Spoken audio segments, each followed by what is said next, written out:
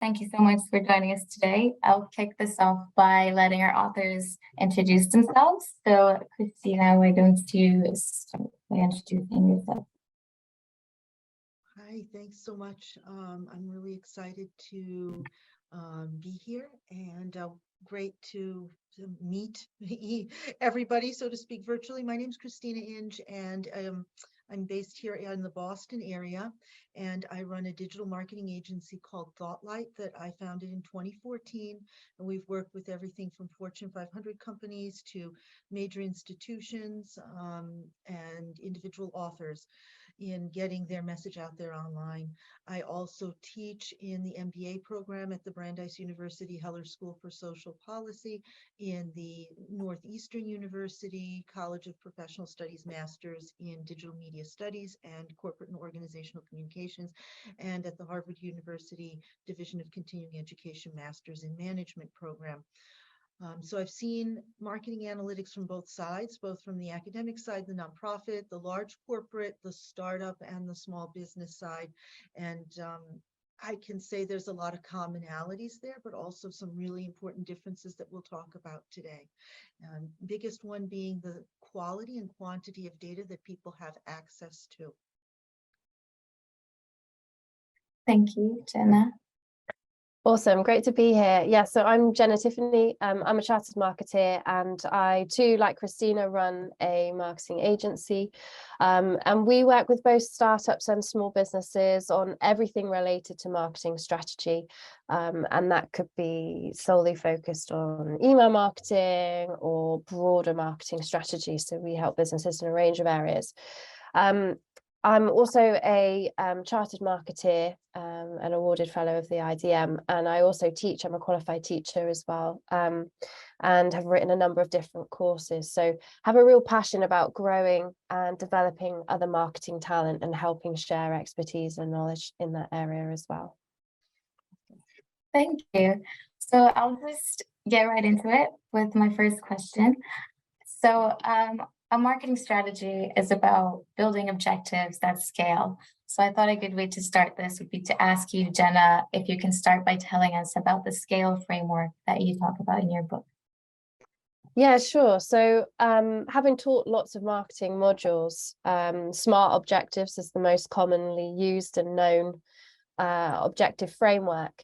And whilst I think that definitely has a place, and I think it is really useful, I think sometimes it can be a challenge to create really granular and focused objectives.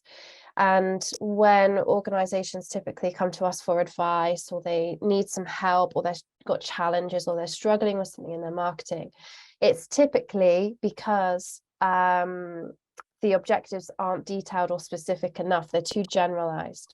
So scale is all about, ultimately what you're trying to do with your objectives is to scale your business, your marketing activity, to try and grow in some way or another. And that's how scale was born.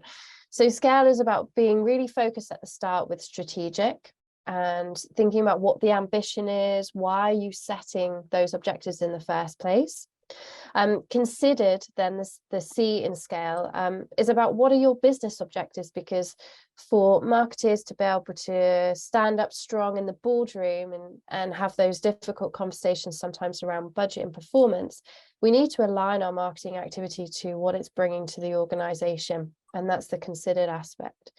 The A is audience. So who are you hoping to engage, and being really specific as possible with that, not just new customers.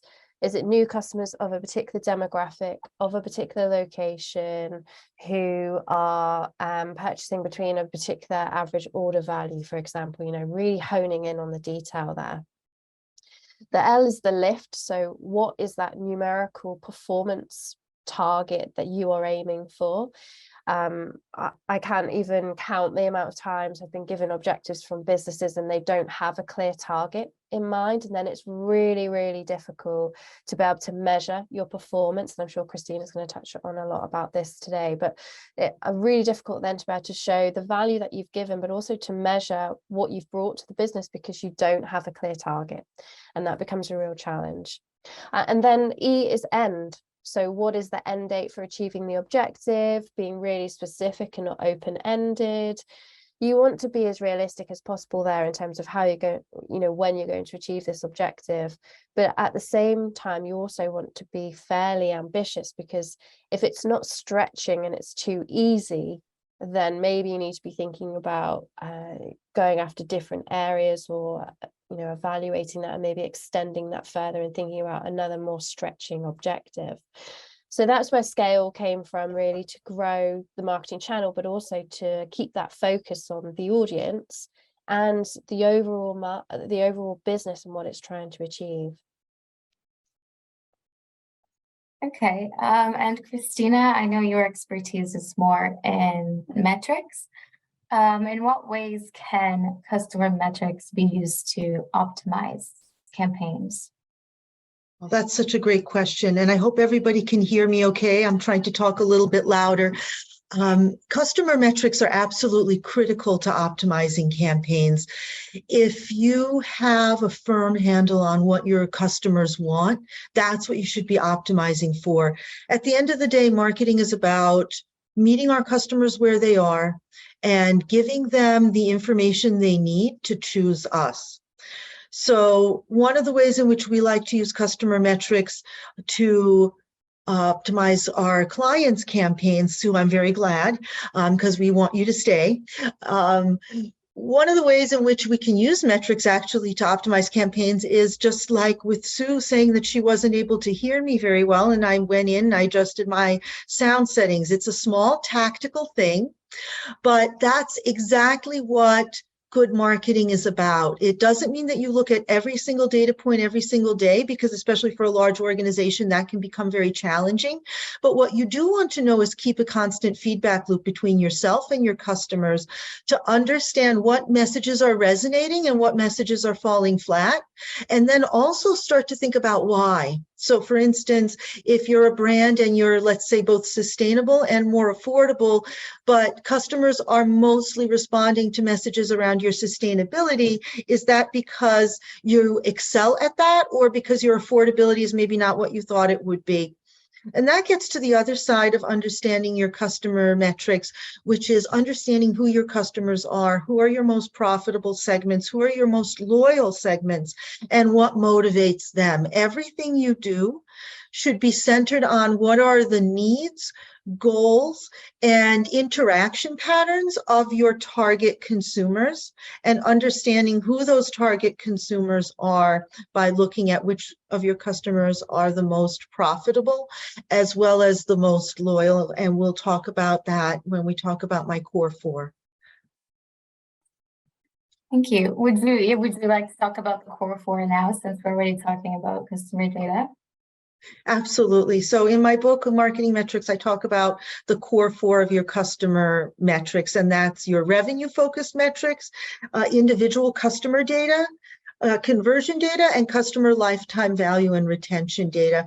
Revenue data is what is the data telling us about who our most profitable customers are, and not to be short-sighted about that.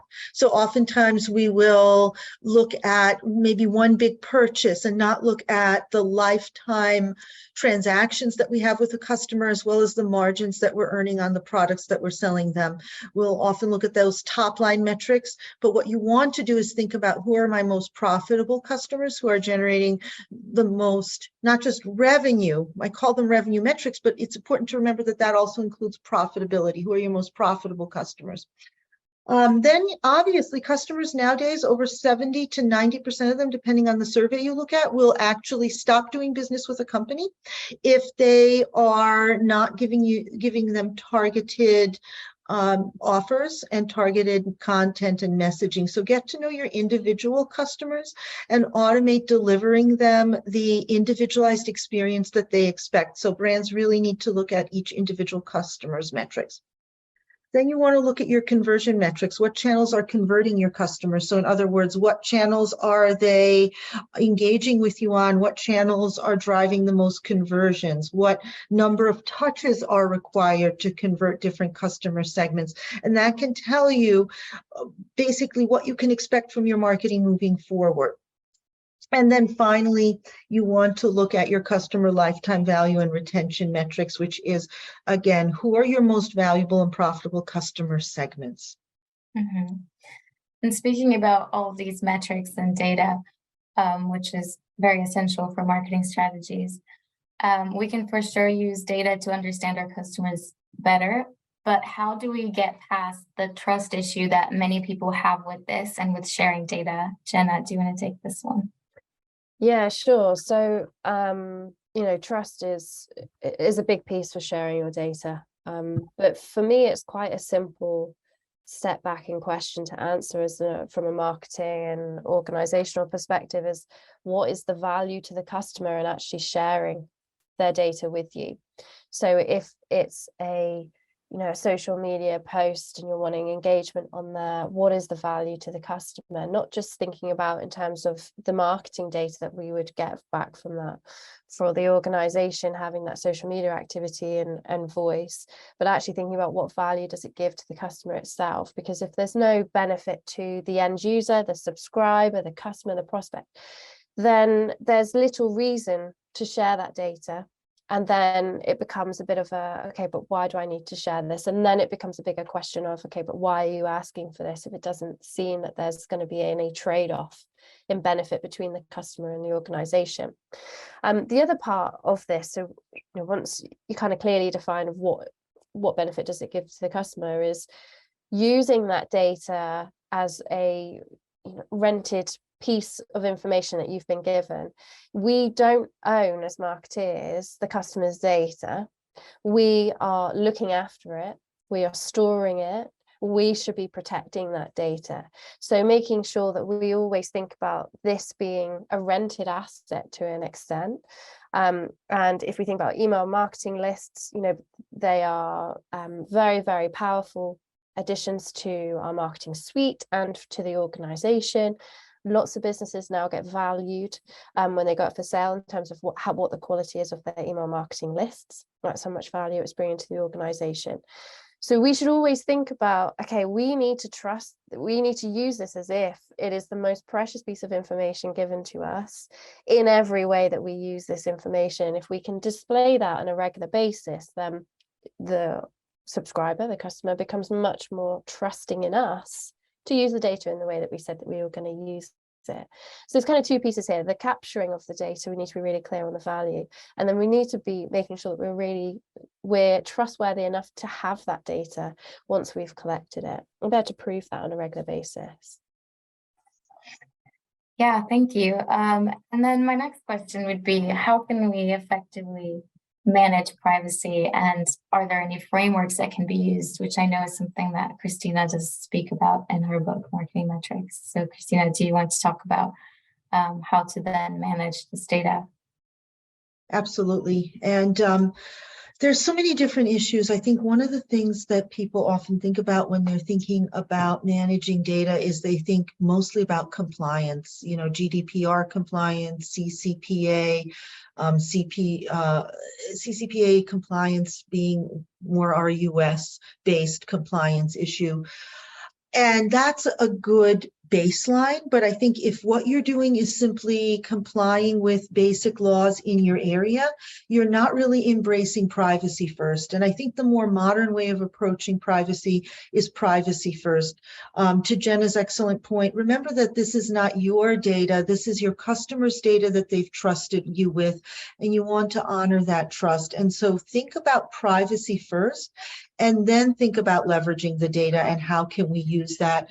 I think the mistake many organizations make is that they first think about how can we best leverage this data to target people, to derive more value from that data, how can we better use it, maybe even to monetize it. But your first concern should be how can we protect the privacy of the people who've trusted us with our data. I'll give you a quick example of that. How can you, for instance, if you have, let's say, an email list that you've collected for, let's say your company does webinars, and people opted in to get information about your content marketing, your webinars, your ebooks. And of course, they understand that they might be sold to because you are, after all, a commercial business.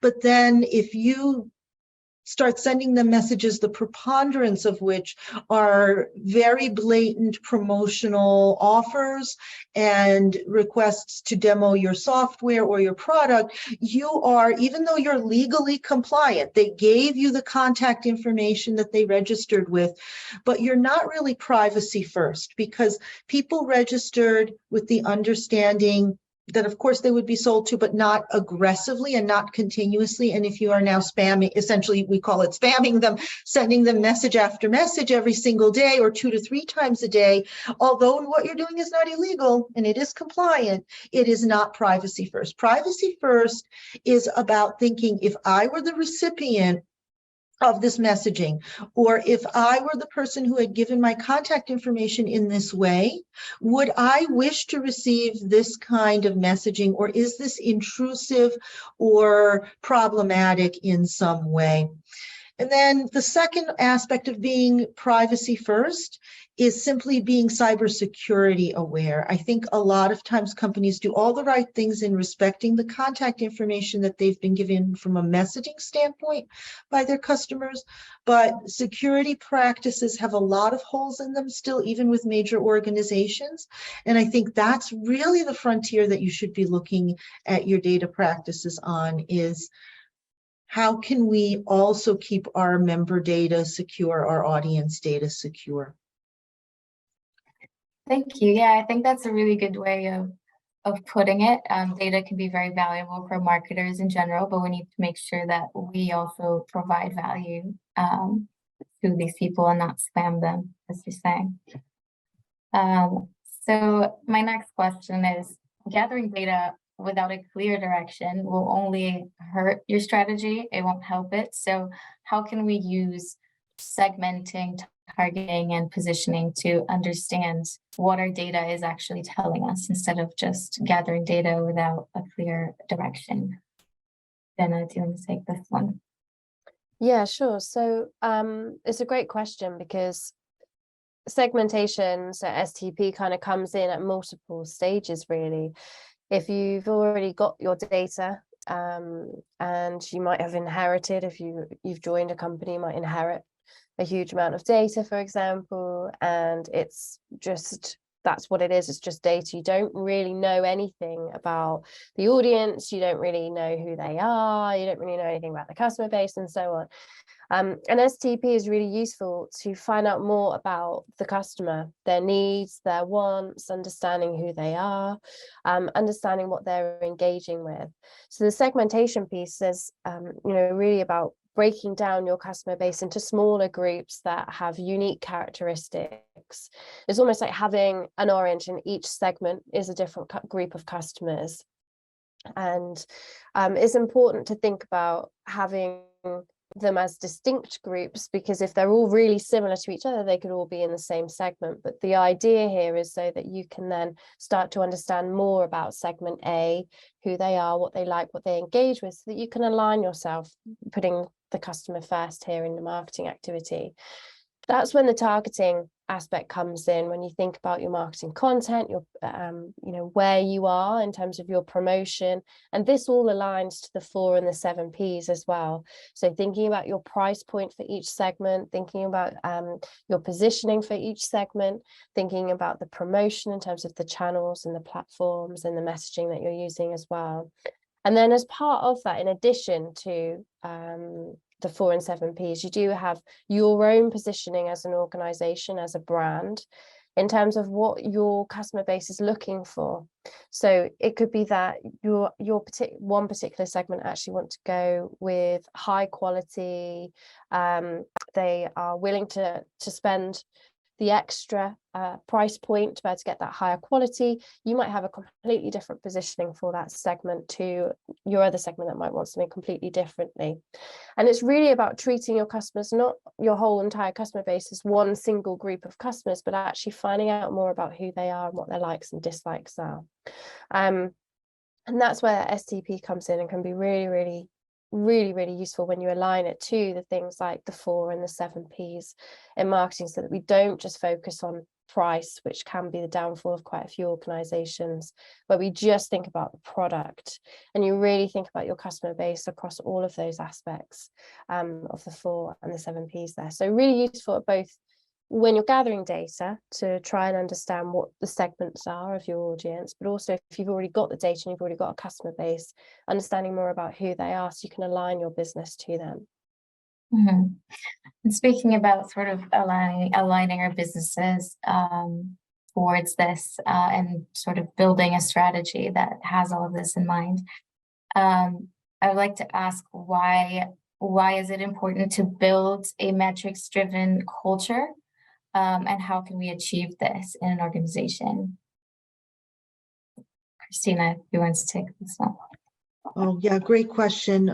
It's important to build a metrics-driven culture because one of the things that we've seen is people will go on what I call metrics expeditions. They will start to look at their metrics when maybe things are going poorly, or when they're starting a new initiative, or they want to address a new audience, which again is a new initiative as well, but they don't regularly look at their metrics. They don't regularly go into their analytics and use it for continuous optimization.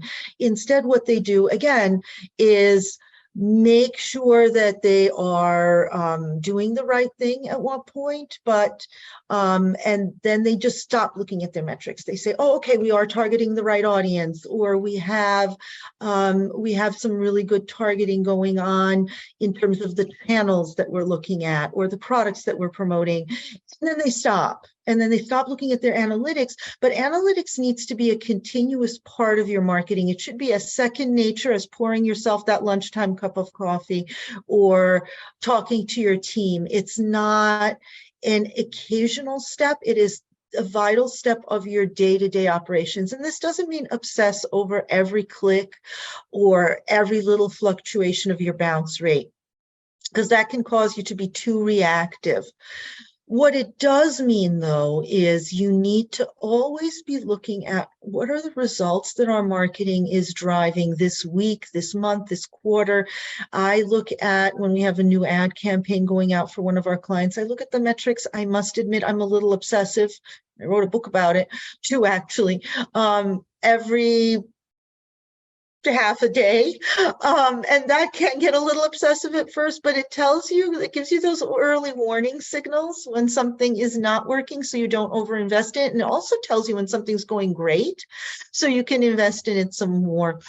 I would say that's the key to being effective in using metrics truly to optimize your marketing. If you're only diving into your metrics when you want to see something to solve an immediate short-term problem, then you're not really a metrics-driven organization. You're using metrics, but it's more just in a reactive or verification sort of way, I like to call it, just to see, oh, this worked or this did not work.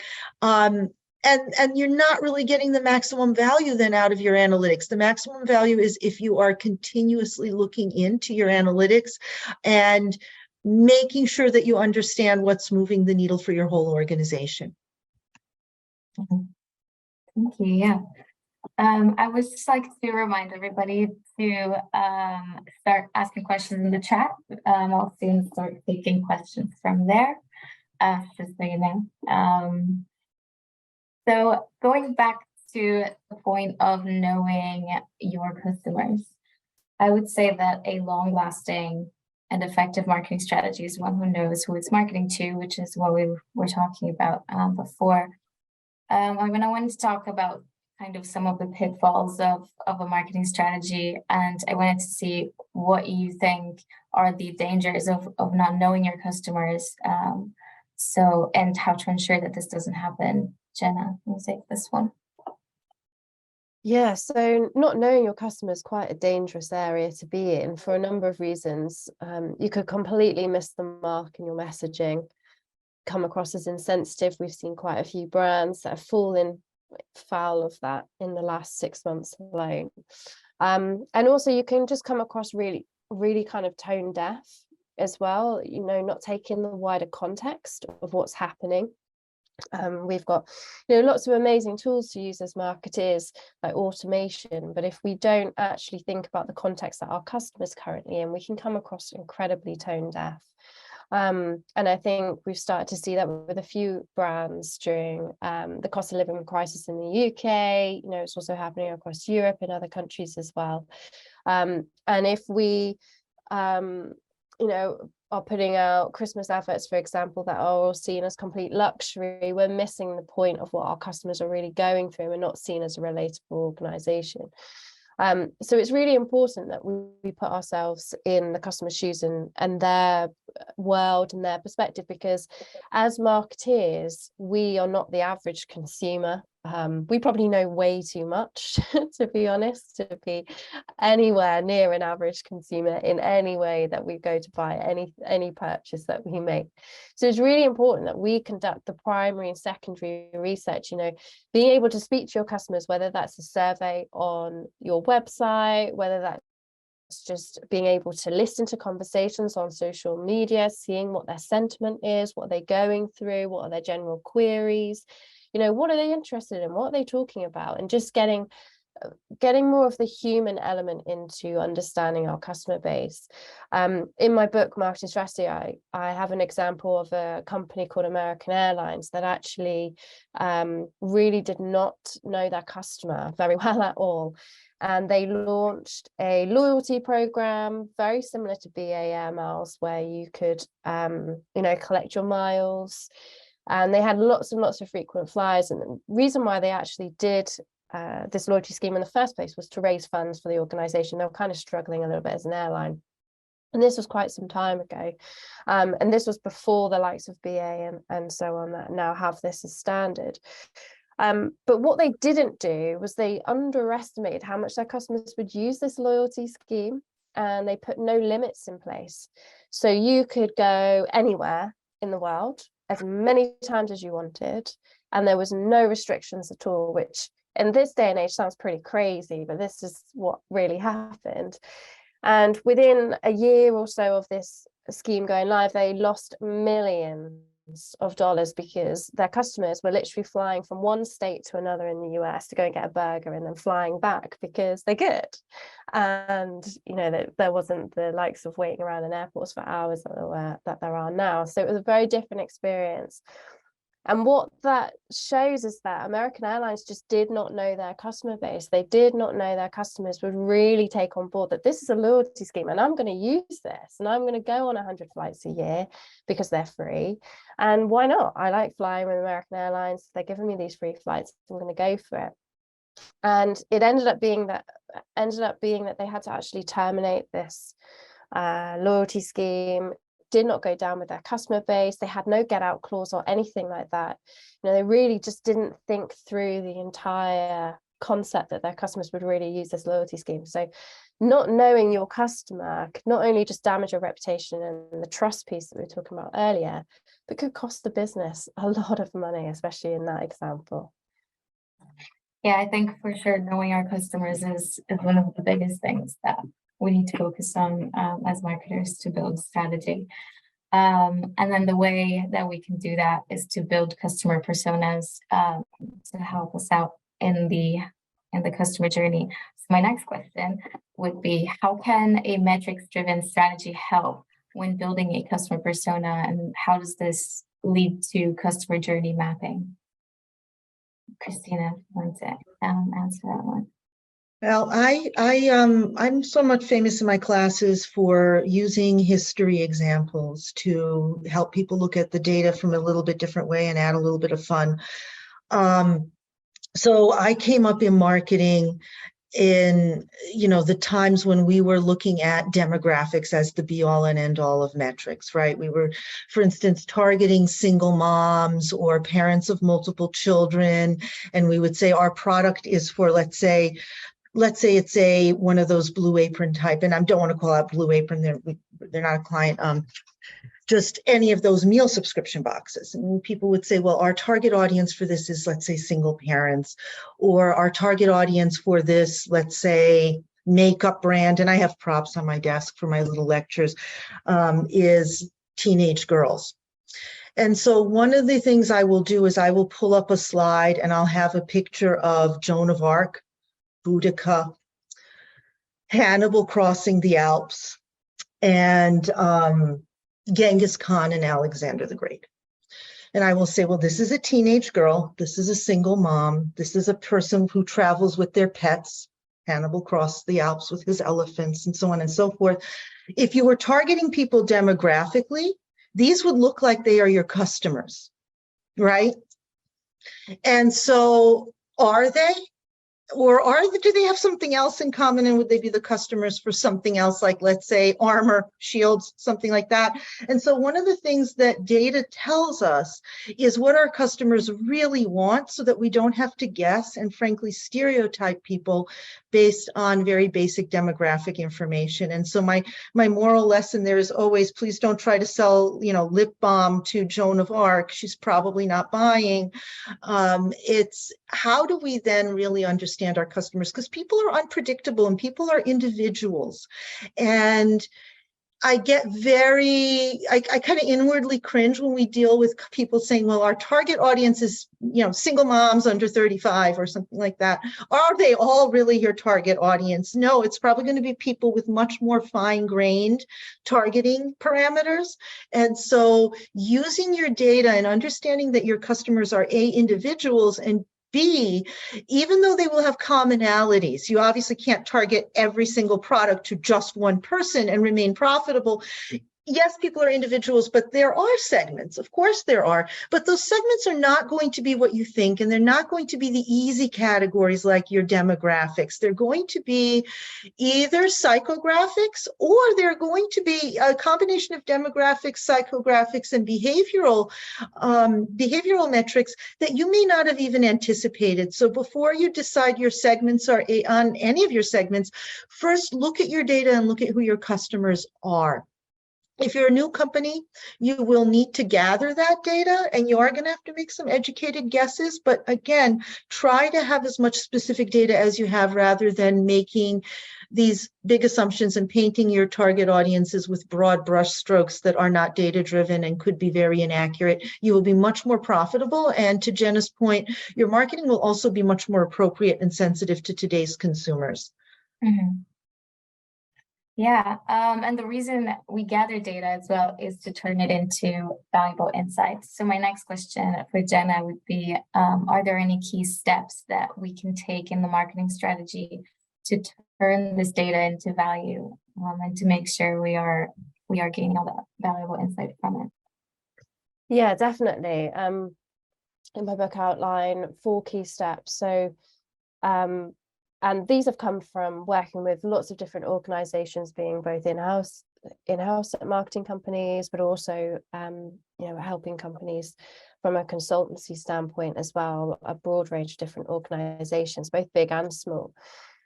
And much to Christina's point at the very beginning, to not try and measure everything is impossible, but being really clear on defining your benchmark is your first step, because that should align to those objectives. Going back to the scale objectives that I was talking about at the very beginning, having that clear target means you've got something to aim for, which then you can create milestones from, almost like a project plan to an extent.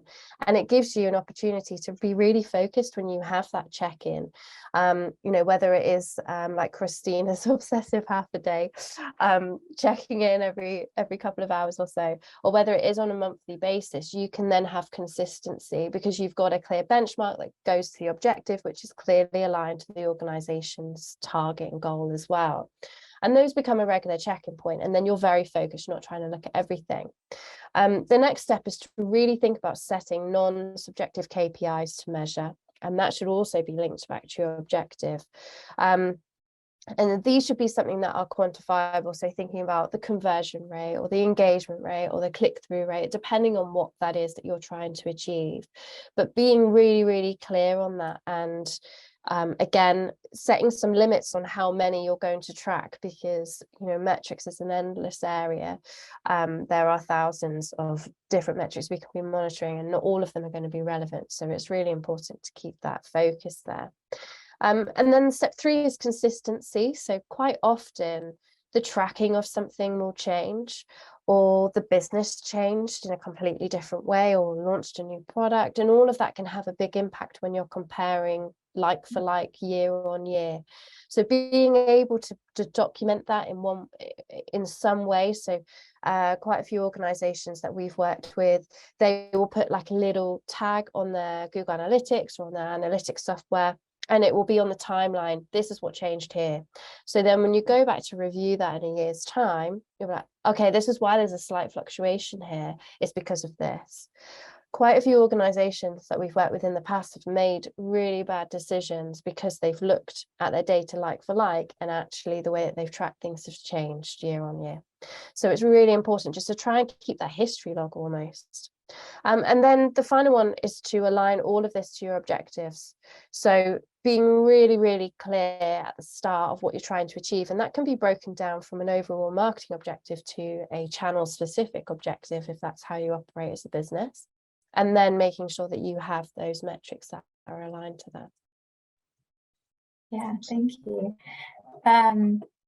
That's very interesting. Going back to when you spoke about KPIs, I think it is very tempting to want to set up dozens of KPIs for everything, but that can turn out to be more of a distraction than anything else. So Christina, what would you say are some essential content and performance metrics or KPIs that every marketer should be tracking? Or if that's too broad of a question, how can we ensure that we choose the correct ones and aren't getting lost in all of them? Well, I think that I always hate to say it depends. It really does depend on whether you're for-profit, nonprofit, whether you're at an aggressive growth stage like a startup, or whether you're an established business. There's going to be nuances there in what I would say are like the top 8 metrics that you need to look at. That said, though, we all need to primarily focus on what is generating either revenue, if we are a profit generating organization, or if you're a nonprofit, what's generating our impact. I think that it's very tempting to look at things like, oh, our bounce rate fluctuated. And again, I'm a cautionary tale. Please do not obsess over metrics the way I do. I do this for a living. You should not be, if you're on the creative side, doing quite all of this. Once a day is enough. And so, but what you really want to look at, though, is what's driving our organization's mission. If you are in the business of making money, you want to look at what is our return on ad spend? What is our overall marketing ROI? And again, going back to the core 4 of customer metrics, who are our most profitable customers? Because you can be making a lot of low margin sales to people who look like they're loyal customers if you look at things like frequency of purchase, or how often they're in the store, or metrics like how often they retweet your social media posts, or how much they comment on your Instagram. You know, if all they're buying is that 10% margin lip balm all the time, it's probably not driving the needle for you. And nonprofits, the same thing. What is leading to whatever your KPI is, whether that's, you know, or if you're saving horses, what is leading to the donations that save more horses, or who's signing your petition, and how are you getting people to sign petitions, or how are you getting your legislative program through? All of those are the metrics you should be looking at. You can, however, focus a little bit too much on just that big picture. You also want to know, what are the leading indicators that we are going to achieve those KPIs? So in other words, if we're going to grow our revenue this quarter, what tends to happen to show that we're on the right track to growing our revenue? Is it greater traction from some of our specific marketing messages? Is it a growth in web traffic? What tends to be the leading indicator that we're going to achieve our KPIs? Those are the metrics to look at. Again, that's going to vary organization by organization, but it's going to be conversion rates. It's going to be web traffic. It's going to be growth in shopping cart size. If you are doing e-commerce, it's going to be growth in customer lifetime value, although that can be slower to measure when you're doing B2B. Those are the metrics that are going to tell you whether you're growing. And for some organizations, it is how many people liked your Instagram story, because that's your way of promoting yourself. But it is going to be indicators that people are engaged, that people are showing purchase intent, and that people are loyal, and that your brand is showing stickiness. those are the 4 things you want to look for. Okay, I think it's time for us to start taking some questions in from the chat. So Sue has asked us if we can give examples of how to get a good understanding of customers. Jenna, I know you gave a brief mention of Spotify in the chat. Can you just elaborate on that? Yeah, sure. So this kind of goes back to the STP part. So the reason why I think Spotify is particularly interesting is that they haven't done what quite a lot of organizations are tempted to do, in that they literally offer music streaming service and that's it. And that is what they're known for doing. So their positioning is that they target their audience initially, was early adopters of streaming music digitally, had quite a bit of resistance as people still like CDs and the physical feel of music, and okay, do we really want to go down this road? I'm not sure about digital music, and so on. Now it's Spotify, what they do, don't even need to talk about, it's like the same as Google, exactly what it does, and that is the service. And the reason why I think that they are particularly interesting is because of that positioning is very, very strong for them. They haven't tried to dilute that by providing any other service or offering, because that is what their audience wants from them. That's what their customer wants from them. They haven't tried to do any additional add-ons really at all. Even when they've had resistance from artists themselves, they've stuck very, very firm to what their offering is as an organization, which is interesting because it's had quite a big change on the music industry as a whole. And I think it says a lot about them in terms of their audience base and also the marketing communications that they send, where they send those email communications of this is what you've listened to, these are your favorite songs. They do the whole social media piece around that. And that's a very innovative way of them using data to play that back to their audience, because they know that their audience can be particularly interested in that and it resonates very well. So I find them a very interesting organization, really, from they're very strong in their positioning and offering standpoint. Okay, and Scott was asking, what future time frame range are the marketing strategy concepts and models in your books?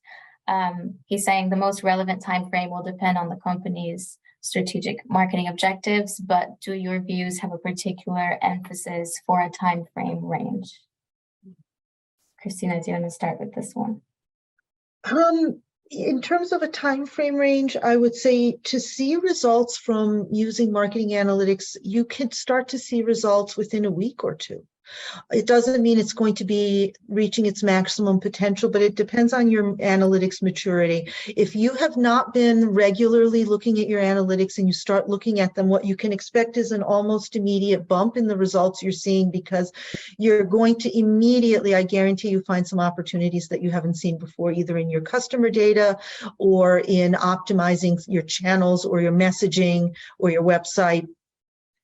Then you're going to kind of get into a place where it's a little bit more even keel, and you'll think, why are we doing this? We had this big bump. Stay with it, because the real results are going to be about 3 years down the line when it's become an ingrained part of your organization. But the nice thing is you're going to get some early wins. So start like now.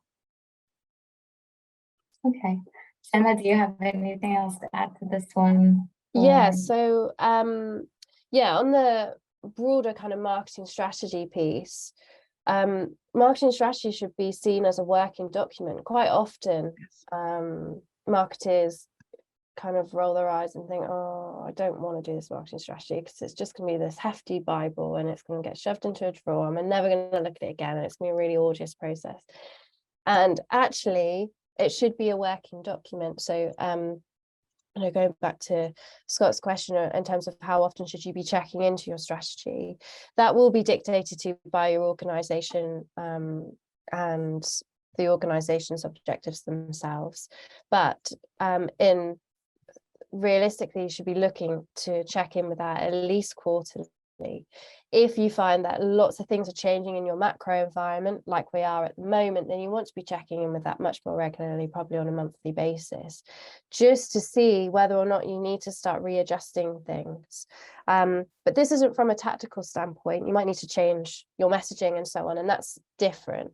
But actually looking at whether or not your objectives are going to still be achievable, whether or not your competitive landscape's completely changed. If you're in quite a volatile marketplace that's changing on a regular basis, you might actually find that there's a completely new company that's come in, they've got a new offering, and you need to adjust yourselves and your marketing activity and the strategy as well. So at least being able to check in quarterly as a minimum, but not leaving it till the end of the year to review your strategy. We're not in a time of no change, so it definitely needs to be a regular check-in point.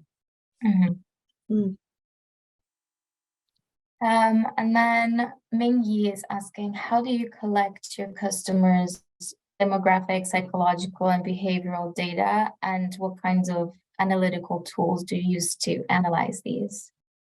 Oh, Mingy, my colleague Mingy from Northeastern is, first of all, you're probably better equipped to answer this question than I am as a market researcher. So how do I collect that?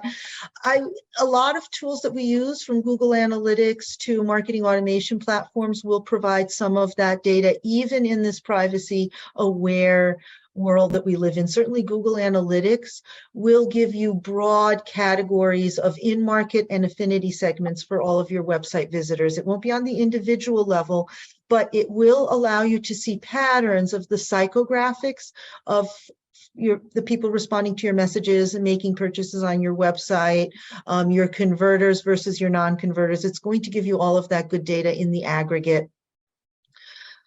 If it's somebody who is your actual customer and not just a site visitor or someone who has not yet converted, ask people, because that's the most privacy aware way of doing that. Give people the chance to opt in to share specific information like their age, their income level. And if they don't want to share that, one thing I recommend against doing is going to a data brokerage and trying to find that data and match it to people. You can certainly do it. And I will be frank, in the past, before we became quite as privacy centric, we at ThoughtLight have done some of that matching with data brokerages. I no longer support that. It can be done. There's regions of the world where that is legal to be done, but I would say privacy first now. It's a whole new era.